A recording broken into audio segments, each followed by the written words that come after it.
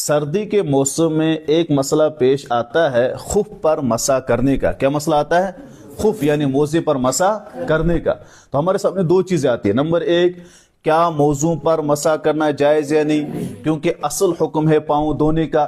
آیت پڑھے، یا ایھا الذین آمنوا اذا قمتم الی الصلاۃ فاغسلوا وجوہکم وایدیکم الی المرافق وامسحوا برؤوسکم وارجلکم الی الکعبین.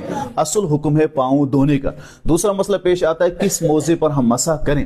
یاد رکھیے جہاں تک تعلق ہے موزے پر مسح کرنا، اصل حکم چونکہ دھونے کا ہے، لیکن حضرت مغیرہ بن شعبہ رضی اللہ تعالیٰ فرماتے ہیں نبی اکرم صلی اللہ علیہ وسلم نے وضو کیا اور اس کے بعد خف پر، چمڑے کے موزے پر انہوں نے کیا کیا؟ مسح کیا. اور صحابہ کرام رضوان اللہ علیہم اجمعین کا بھی یہی عمل تھا. حضرت حسن بصری رحمہ اللہ فرماتے 70 سے زیادہ صحابہ کرام رضوان اللہ علیہم اجمعین کو دیکھا میں نے کیا کرتے ہوئے؟ مسح علی الخفین، خف پر کیا کرتے ہوئے؟ مسح کرتے ہوئے. اور امام اعظم ابو حنیفہ رحمہ اللہ فرماتے ہیں جب تک روز و روشن کی طرح میرے سامنے واضح نہیں ہوا مسح الخفین، تب تک میں اس کے جواز کا قائل نہیں ہوا. اور محدثین کہتے ہیں 80 سے زیادہ صحابہ کرام سے ثابت ہے خف پر، موزے پر مسح کرنا. کتنے؟ 80 سے زیادہ صحابہ کرام. اور علماء نے اہل سنت والجماعت کی پہچان بتائی ہے. کیا بتائیے؟ مسح علی الخفین، خف پر کیا کرنا؟ مسح کرنا. اور تواتر عملی سے ثابت ہے مسح علی الخف یعنی خفین پر یعنی موزے پر کیا کرنا؟ مسح کرنا.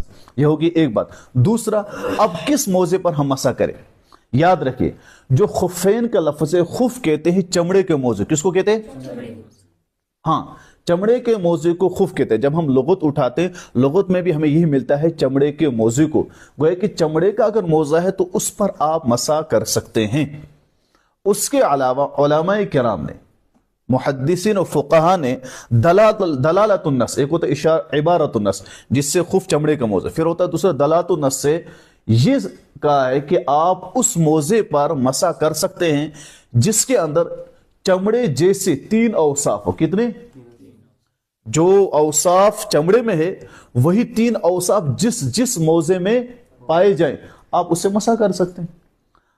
اور جو ہمارے یہاں موزے ہیں ہمیں ان کو سامنے رکھ کر دیکھنا ہے کیا ان میں 3 وہ وصف پائے جاتے ہیں. اگر پائے جاتے تو مسح کر سکتے ہیں، اگر نہیں پائے جاتے تو پھر ہم اس سے مسح کر سکتے ہیں. کتنے وصف ہونے چاہیے؟ نمبر 1، وہ اتنا موٹا ہونا چاہیے کہ وہ کسی ربڑ یا کسی بھی اگر ہم کپڑا وکڑا اسے باندھے اس کا محتاج نہ ہو، بلکہ پاؤں میں وہ خود بخود کھڑا ہو جائے. وہ پاؤں میں جب ہم لگائیں گے جو یہ گھٹنے ہیں ان کو بھی بند کرے اور وہ خود بخود کیا ہو؟ پاؤں میں کھڑا ہو.